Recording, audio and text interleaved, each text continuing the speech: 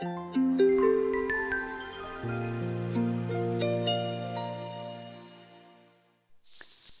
Tale of Mrs Tiggy-Winkle by Beatrix Potter. Once upon a time there was a little girl called Lucie who lived at a farm called Littletown. She was a good little girl, only she was always losing her pocket handkerchiefs. One day little Lucie came into the farmyard crying. Oh, she did cry so. "I've lost my pocket hankin. 3 hankins and a pinny. Have you seen them, Tabby Kitten?"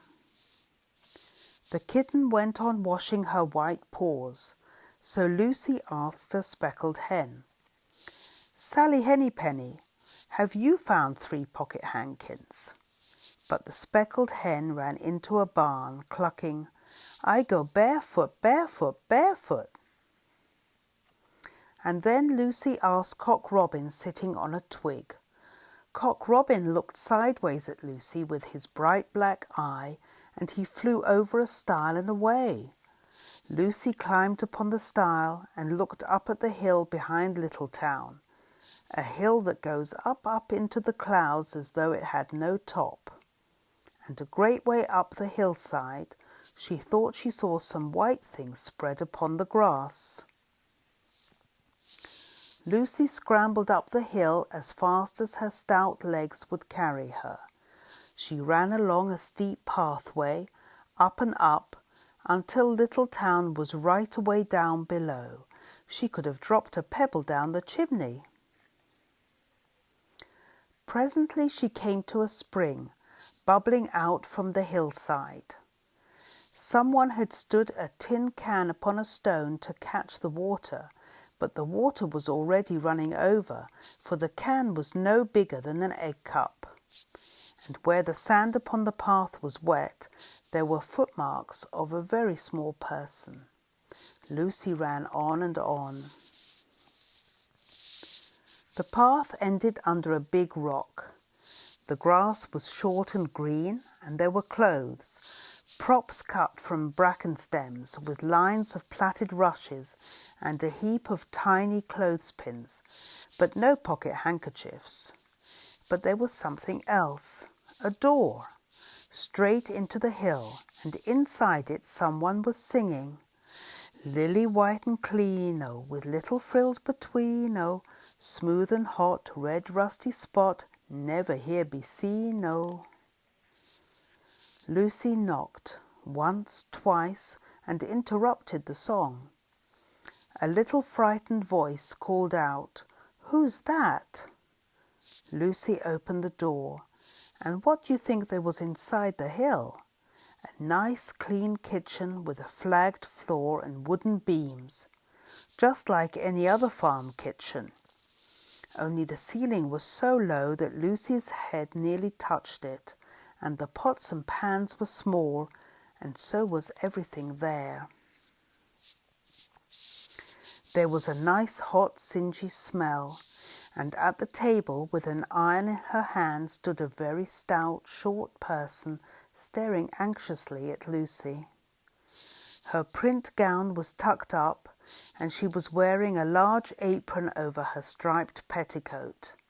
Her little black nose went sniffle, sniffle, snuffle, and her eyes went twinkle, twinkle, and underneath her cap, where Lucie had yellow curls, that little person had prickles. "Who are you?" said Lucie. "Have you seen my pocket hankins?" The little person made a bob curtsy. "Oh, yes, if you please 'em, my name is Mrs Tiggy-Winkle. Oh, yes, if you please 'em, I'm an excellent clear starcher." And she took something out of a clothes basket and spread it on the ironing blanket. "What's that thing?" said Lucie. "That's not my pocket hankin." "Oh, no, if you please 'em, that's a little scarlet waistcoat belonging to Cock Robin." And she ironed it and folded it and put it on one side. Then she took something else off a clothes horse. "That isn't my pinny," said Lucie. Oh no, if you please 'em, that's a damask tablecloth belonging to Jenny Wren. Look how it's stained with currant wine. It's very bad to wash, said Mrs. Tiggy-Winkle.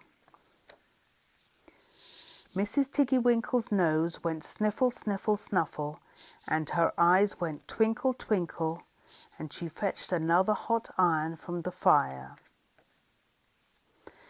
There's one of my pocket hankins, cried Lucie, and there's my pinny. Mrs. Tiggy-Winkle ironed it and goffered it and shook out the frills. Oh, that is lovely, said Lucie. And what are those long yellow things with fingers like gloves? Oh, that's a pair of stockings belonging to Sally Hennypenny. Look how she's worn the heels out with scratching in the yard. She'll very soon go barefoot, said Mrs. Tiggy-Winkle. Why, there's another handkerchief, but it isn't mine. It's red. Oh no, if you please 'em, that one belongs to old Mrs. Rabbit, and it did so smell of onions. I've had to wash it separately. I can't get out the smell. There's another one of mine, said Lucie. What are those funny little white things? That's a pair of mittens belonging to Tabby Kitten. I only have to iron them. She washes them herself. There's my last pocket hankin, said Lucie.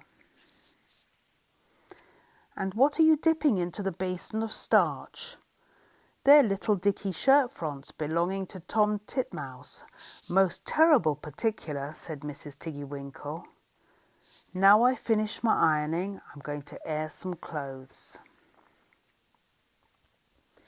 What are those dear soft fluffy things, said Lucie. Oh, those are woolly coats belonging to the little lambs at Skelgill. Will their jackets take off? Asked Lucie. Oh yes, if you please 'em. Look at the sheep mark on the shoulder. And here's one marked for Gatesgarth, and 3 that come from Littletown. They're always marked at washing, said Mrs. Tiggy-Winkle. And she hung up all sorts and sizes of clothes, small brown coats of mice, and one velvety black moleskin waistcoat, and a red tailcoat with no tail belonging to Squirrel Nutkin, and a very much shrunk blue jacket belonging to Peter Rabbit, and a petticoat, not marked, that had gone lost in the washing, and at last the basket was empty. Then Mrs. Tiggy-Winkle made tea, a cup for herself and a cup for Lucie.